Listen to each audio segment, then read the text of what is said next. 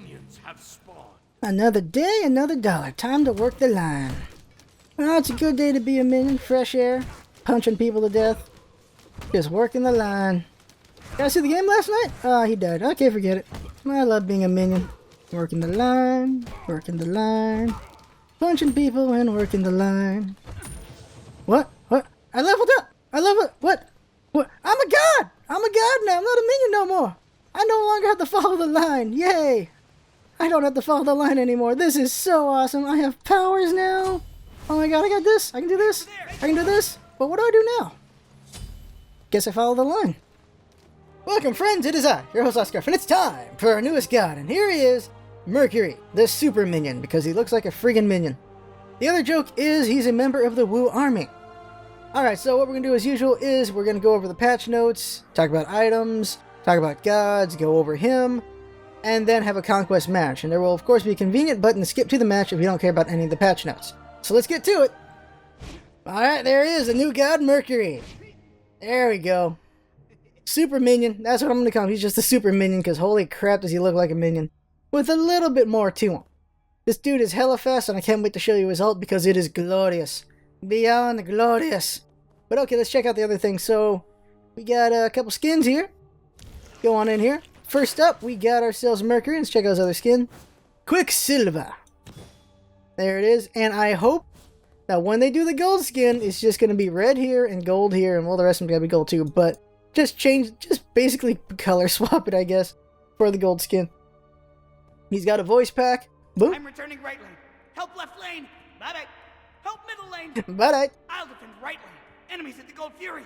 You're welcome. Enemies have returned to base. I like how hyper he is. A weird-ass joke would have been if he was very slow going when he talks. Whoops, hit that on accident. If he's very slow going. But yeah, he's very hyper. Incoming middle. Enemies have returned. He's like freaking Sun Wukong in that way. And do we miss Sun Wukong? Yes, we do. I don't know when he'll be out. I think within the month they said. Now, his voice pack, you can... Right lane. Hey, you can tell he's the voice actor of Amana on that one. And looking over here, some voice packs have been disabled, unfortunately, because they're buggy right now. But we got Golden Agni, so here we go. Golden Agni, there you go. Check it out. Look at that. I like that his balls are blue. He's got blue balls, and then he's got black balls. So there you go. He's been blackballed. So there's that. As you can see, there's a new thumbnail for Honor. He has a new portrait as well, which looks pretty dang cool. I don't know which one I like more. I think they're both cool. Then over here, Athena got a new card and thumbnail, and she just looks badass. She looks really badass in her card. I like it. And then let's see here. Other gold skin is Naya. Naya's got a gold skin, and this looks pretty cool. Looks pretty mean looking in the gold skin. Looks pretty cool. I like the golden fire feet there. And the black one over here. There you go. And then there's the other voice pack. Arachne. Yep. Now, they've buffed her in a certain way, and I don't know whether it's a good buff or not. It doesn't solve her problems, but it makes her interesting in a new way, and we'll see about that later on. But right now, voice pack. Attack left lane. Retreat middle lane. I'm returning left lane. Enemies have returned right. Interesting. You can tell it's Naya's voice actor right there. Huzzah! There it is! That's the best one. Huzzah! I'll defend the fire giant. That one cracks it. I'm glad I got that one. Defend the fire giant. You'll notice... I'll defend the fire giant. Enemies at the fire giant. If they Bow do... down to me. There you go. When she does the more emote ones, she really puts more emphasis into it, and I appreciate that. Defend left lane. Falling back. Defend middle lane. Attack right lane. Retreat middle lane. Retreat left lane. So, Retreat middle lane. we know damn well I'm getting this damn Enemies thing. have returned middle. Enemies incoming middle. It's a trap. Enemy missing left. I don't know when I'm getting this voice back, but I know we're going to get it at some point, because that is awesome. Huzzah cracks me up too damn much, though. Alright, so let's go ahead and talk about other things, and that is... They have not reverted the respawn time for those of you who wish they would. Games have been getting longer, I have noticed for sure. I've been getting 70-minute games. That is really long, and sometimes I'm fine with that, and sometimes like, damn, I did not expect it to be this long. But that's how it is right now, because of how respawn times are. See what else there is? Okay, there are now 5 classes. Assassins, like Arachne and Bakasura. Mages, like Anubis, Alquang, and a bajillion other mages. And then, yeah, healers also count as mages. Then we have Guardians, which are tanks. So you got Guardians out of these guys. This guy's a mage, right? Yep, that guy's a mage. And then we have hunters, which are AD range, pretty much. Physical range are hunters. And lastly, we have the bruisers, which are warriors. So you got a bruise, like, let's see, where's Thor at? Thor is right over... Oh, this is Odin. Well, Odin's considered a warrior, not a guardian. Then Hercules is considered a warrior, not a guardian. Warrior with us. So I guess bruisers and tanks are pretty much considered warriors. Thor's an assassin. Alright, Thor's an assassin. Okay, probably because he can pop in, but he's more of a bruiser than assassin, but that's what they put. Other things are you can now change back to simple UI, not UI, targeting if you don't like all the graphical changes when you do your targeting. There is a way to change the skins around somewhere. I don't know where, but you can now have it. You want to have whatever skin's portrait on your load screen instead of just the one you're wearing. So that's an interesting change there. And I don't know how you do it, but you're supposed to be able to do it on the God screen. I don't know how, though. Let's see what else. There's change to the K menu, which we'll see when we get into a match.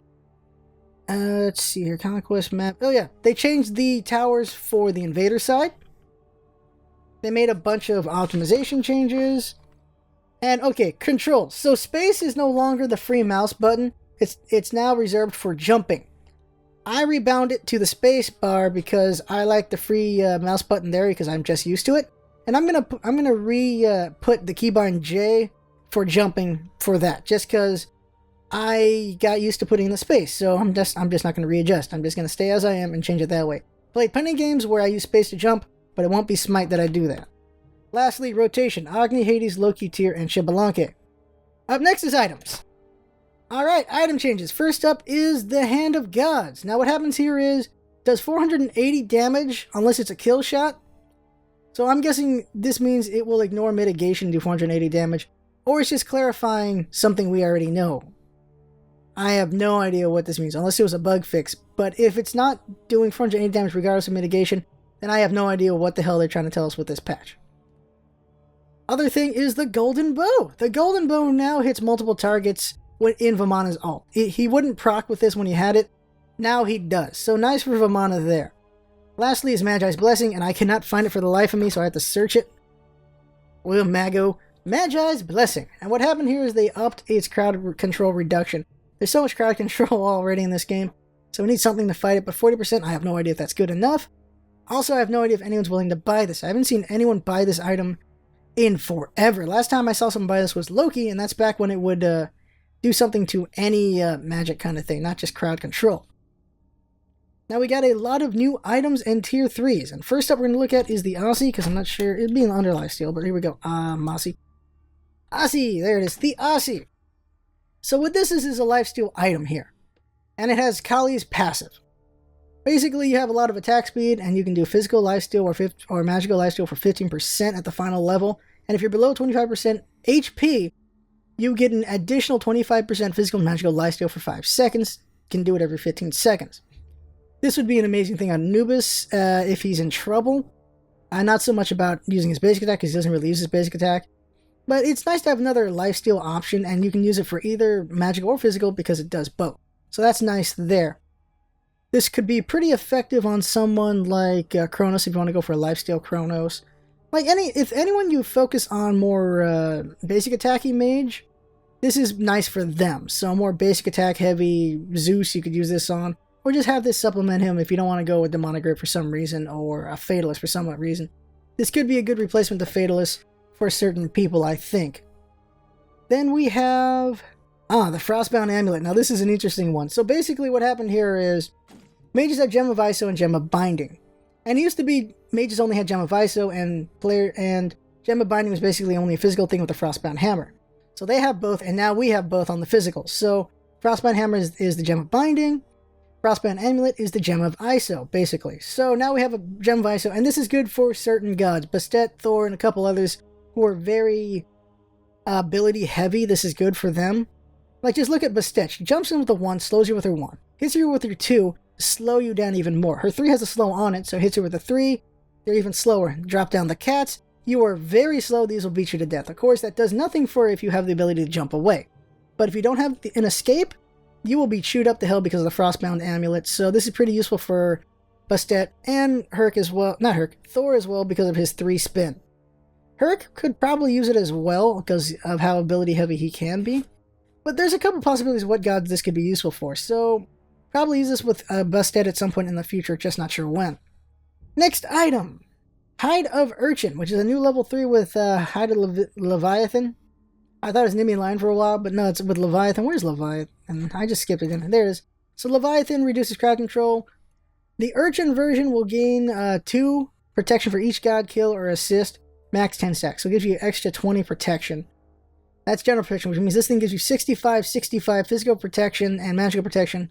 The final level it, that is pretty nice. That is a good solid item. It's pretty good if you don't want to get the... Where is it? If you don't want to get the Sovereignty. Because the Sovereignty is... Let's see the prices here. Sovereignty is only 50 more. Huh. Wait. Oh, well, if you want mana, then Hide of Urchin. If you don't care for mana, you should get the Sovereignty, because then you have... Holy crap. You have 85 physical protection and only 20 magical. So, okay, I guess if you wanted more evenness, Hide of Urchin. If you want something more against physicals, you would get this. So it depends on how many enemies you see, I suppose. Then, as you can see right here, the Mail of Renewal, and this one causes some concern for me, and that is 40 physical protection, 300 HP, 10% cooldown reduction, so we have another cooldown reduction item. Whoopsie. We have another cooldown reduction item, and the passive. You gain 10% of your maximum health and mana over the next 5 seconds when you kill or assist against an enemy god. It's not just kill, it's assist. If you are a tank and you help your carry get a kill, you gain 10% health and mana. If you are a support and you help get a kill, you get 10% health and mana.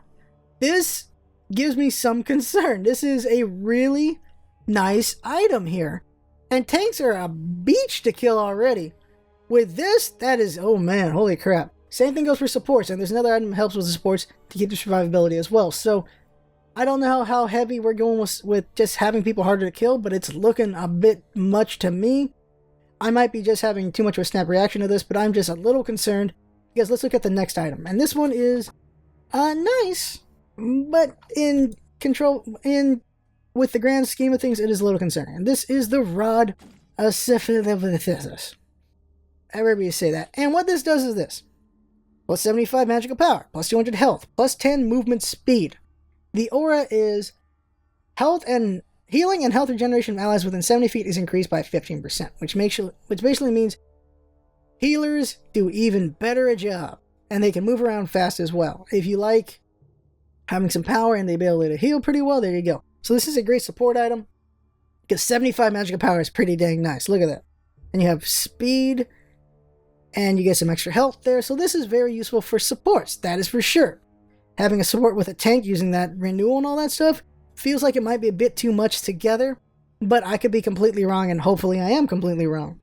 But here you go. So a nice item for healers. You can heal people pretty dang nicely. The only healers who can't use it is Guan Yu. I think it's the only healer who can't use it. Oh, and Naya. I think those are the only people who can heal other people that can't use this item. Finally is Tel'Shin's Ring. And it is a skill word power. Probably there it is. Tel'Shin's Ring or Tel'Shin's whatever, it's a ring. Okay, so this item is for the basic attackers. So plus 45 magical power, plus 30 magical protection, plus 10% attack speed. Now the passive. Basic attack does an additional 40 magical damage to the target.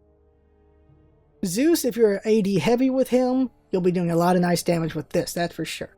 Kronos is the guy this really goes to.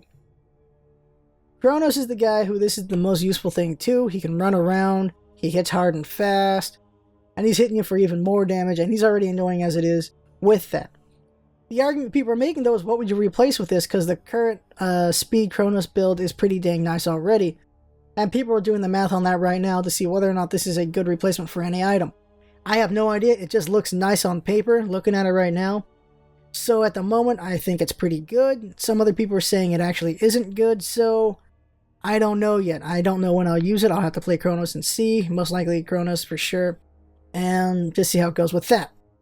And that's all the items. So let's move on to the gods. Alright, we are back on the gods, and she has to say... Wait. Wait for what? Good luck. Thank you. Okay, so here we go. First up is Arachne. So what has happened? Her cocoon is freaking weird. Okay, so now she can shoot through walls. That's what they did. Doesn't have a cripple anymore, but she can shoot through walls. She can shoot her web through a wall. Web, wall goes through. How the hell? But that's what she does. She is made of magic, so there you go. So she shoots her web through a wall, hits somebody, pulls them past the wall, and then beats the crap out of them. So what you do is, this is a reverse ambush. Instead of you going to them, you pull them to you through a wall, and they may be screwed. If they have a jump, not so great. But you can just take someone out of the equation. If your teammates are in, like, it's a duo fight, you can pull the tank out, and now he's disabled for a little bit because you're beating on him, and it's a 2-on-1 fight, so that's useful there. Mid lane, they're a little too deep, you pull them out, beat the crap out of them. There's so many possibilities for this. Is it broken? I don't know. Is it just interesting? That it is definitely interesting. Does it help Arachne overall? And in some ways, yes, in some ways, no. Her early game is still crap. Her mid game is better because the broodlings last longer. Her late game is still just as bad as it's always been. Her lack of cripples sucks. Her eggs are only good for wards late game and tanking early game, but not as well as they used to. Her drain life is a little bit better, but doesn't mean anything late game. What Cocoon does in this way, though, is if you're in the open with your team, you can pull someone into it and you can make it a 5-on-1, which then becomes a 4v5 after that person's dead. The other thing, though, is when a fight happens, it can be in the mid lane, 5 enemies, 4 on your team because you're hidden. You pull someone into the jungle away from the fight, and then the rest of your team just comes in, so it's a 4-on-4 fight, and you've pulled out whoever the hell you pulled out. Hopefully someone crucial. Hopefully someone with an ult that would be very bad for your team. That's what you want to do with Arachne. You want to cancel someone out. That has always been her job, is to cancel out a specific god late game when she's not warding the place around. So that's what you do. You pull someone out, you silence them, or you just run in and silence them depending on how the fight's going. And that's what you do as an Arachne. That's always what you've done as an Arachne in the late game.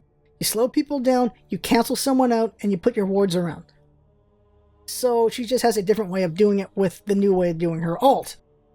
Still miss her cripple, because the cripple was a lot of her effectiveness, and I still miss her old broodlings because her early game is way worse now because of it. But we will see how it goes. After Mercury, I'll do some Arachnes and see what I feel. And hopefully it'll be better than I feel about her right now, because I love the lady, I really do.